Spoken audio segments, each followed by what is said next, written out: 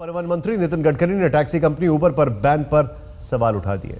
गडकरी से बातचीत की आज तक संवाददाता रीमा पराशर ने। हमारे साथ है केंद्रीय परिवहन मंत्री नितिन गडकरी जी। गडकरी जी, जिस तरह से पहले बस 2 साल पहले बस की घटना और अब कैब की घटना, परिवहन मंत्रालय चिंतित है इन सब मामलों को लेकर, किस तरह की अब नई योजना है? देखो, 100% हम चिंतित है। ये घटनाएं फिर से नहीं होनी चाहिए। इसके लिए राज्य सरकार और हम मिलकर बिल्कुल चिंता करेंगे और इसलिए 1988 का जो एक्ट है उसमें अभी हम लोग जल्दी ही पार्लियामेंट के सामने लाएंगे। उसको लाने के बाद निश्चित रूप से अगर जैसे कोई भी ड्राइवर है उसका पूरा डाटाबेस हमारे पास तैयार रहेगा हमारे सेंटर में। अगर उसका पूरा बैकग्राउंड का पूरी जानकारी रहेगी, अगर वो किसने वायलेशन किया, कितने बार गुनाह किया, उसका बैकग्राउंड क्या है, मुझे लगता है ये चेक करना बहुत आसान हो जाएगा और उसके बाद इस प्रकार के बैकग्राउंड के ड्राइवर को लाइसेंस देना नहीं देना इसका भी विचार हो सकता है।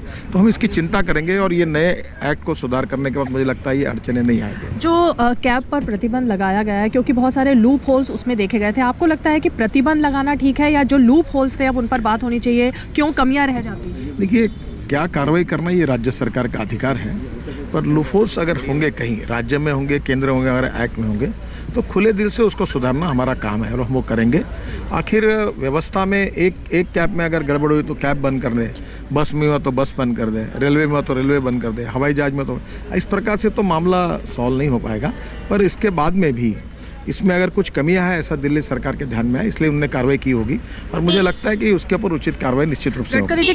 खैर, दूसरी तरफ खुद कांग्रेस की तरफ से भी इस मामले में एक राय सामने नहीं आ रही है। गडकरी के बयान पर कांग्रेस में अलग अलग राय सामने आती है। कुछ नेता गडकरी के बयान की सिरे से आलोचना करते हैं। अभिषेक मनु सिंह भी जैसे नेता कहना है कि वो मंत्री के बयान से आंशिक तौर पर सहमत है। उनको ये समझना चाहिए गडकरी जी को कि ये मुद्दा कितना गंभीर है और इसको हम किसी तरह से ट्रिवियलाइज नहीं करना चाहिए। इसमें 2 मुद्दे हैं कि एक कि टैक्सी सर्विस पे क्या करे क्या नहीं करे, ये अलग बात, ये कानूनी तौर से। सामाजिक तौर से हमें क्या कहना है, जब तक इनको वो गंभीरता समझ में नहीं आएगी तो समाज में क्या जाएगी बात। इशारा क्या है सरकार की, ये हमें समझ में आना चाहिए। और इशारा ये दिख रहा है कि हाँ ठीक है भाई, रेप हो गया तो हो गया, मगर टैक्सी को कैसा बंद करें, ये बात हो रही है। हाँ, एक औरत की अपनी इज्जत और ये उनकी रक्षा इतनी छोटी बात नहीं है।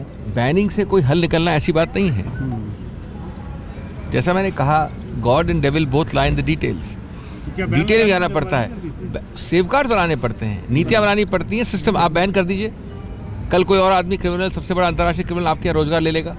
तो ये बैन का एक अपने आप में वो उद्देश्य नहीं हो सकता है। अब ये तो बड़ी विचित्र बात है कि केंद्र में जो सरफेस ट्रांसपोर्ट मिनिस्टर है इस विभाग का, परिवहन विभाग का, वही इस कदम की, इस निर्णय की आलोचना कर रहा है कि इस पे क्यों बैन लगाया गया कैब एजेंसी पे। तो इसका तो सरकार के अंदर कितना कंफ्यूजन है। डिसीजन भी इसी सरकार का, सरकार के विभाग का है और मंत्री आलोचना कर रहा है कि क्यों ये लगाया जा रहा है। तो ये तो बहुत ही और गंभीर बात होगी, विचित्र बात होगी। हैरानी है कि अब तक परिवहन विभाग के पास गैर रजिस्टर्ड रेडियो टैक्सी का कोई डेटा ही नहीं, जबकि आप आसानी से इंटरनेट पर ऐसी कंपनियों की जानकारी ले सकते हैं। Delhi police commissioner B S Bassi ने कहा कि उबर टैक्सी कंपनी पर जांच चल रही है। इस मामले में बस्सी ने और क्या कहा, सुनिए। देखिए, जैसा आपको ऑलरेडी पता है कि इसमें जो है उस व्यक्ति को हमने गिरफ्तार करने के बाद में कोर्ट में पेश किया था, उसकी हमें 3 दिन की रिमांड मिली है। अब उससे जो है हम पूछताछ कर रहे हैं ताकि इस केस के जो पूरे फैक्ट्स की हमें जानकारी मिल सके।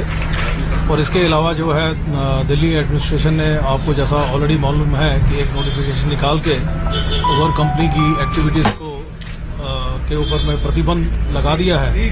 जहाँ तक हमारा सवाल है, हमने जो एक केस दर्ज किया है, क्योंकि वो जो पुलिस वेरिफिकेशन सर्टिफिकेट दिखाया गया था वो गलत पाया गया, तो उसके लिए हमने एक FIR दर्ज की है। उसकी हम तफ्तीश करेंगे ताकि उसमें जो भी दोषी हैं उनको सजा दी जाए, इस व्यक्ति के अलावा।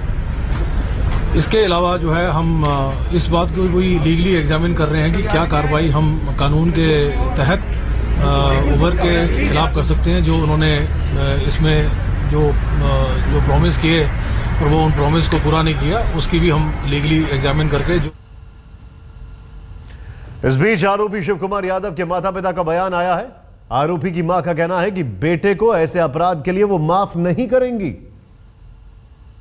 नहीं, ये जो घटना की है कि आपको क्या लगता है? बहुत गंत करी। तो सजा मिलनी चाहिए आपके बेटे को? हाँ, सजा मिलनी चाहिए, जो तुम कह रहे सजा मिलनी चाहिए। सुन रहे तो सजा तो मिलेगी। और गांव में भी पहले ऐसी गाँव में ऐसा है कि जो मान तो नहीं तो ऐसे बेटे की जमानत कराना चाहेंगे कि नहीं? हम नहीं चाह रहे जमानत, भाई जेल में डर हो रहा है। पुलिस तक कभी इसका मामला नहीं गया? नहीं, पुलिस से गया है। पुलिस से क्यों नहीं गया? तो पुलिस ने क्या FIR वगैरह किसी दर्ज नहीं की? हुई है तो हमें से फिर हमने की जेल में डाल दी। क्योंकि आपका बेटा है तो आप उसकी कोई मदद नहीं करें? पहुंच ही नहीं पाएंगे, मतलब हम कैसे कर पाएंगे बेटा? जब बता न दिल्ली की हमें जानकारी न, जब सुन रहे किसी के साथ कुछ किया है तो वो गलती बताए, कोई घटना हो हम सही क्या बताएगी।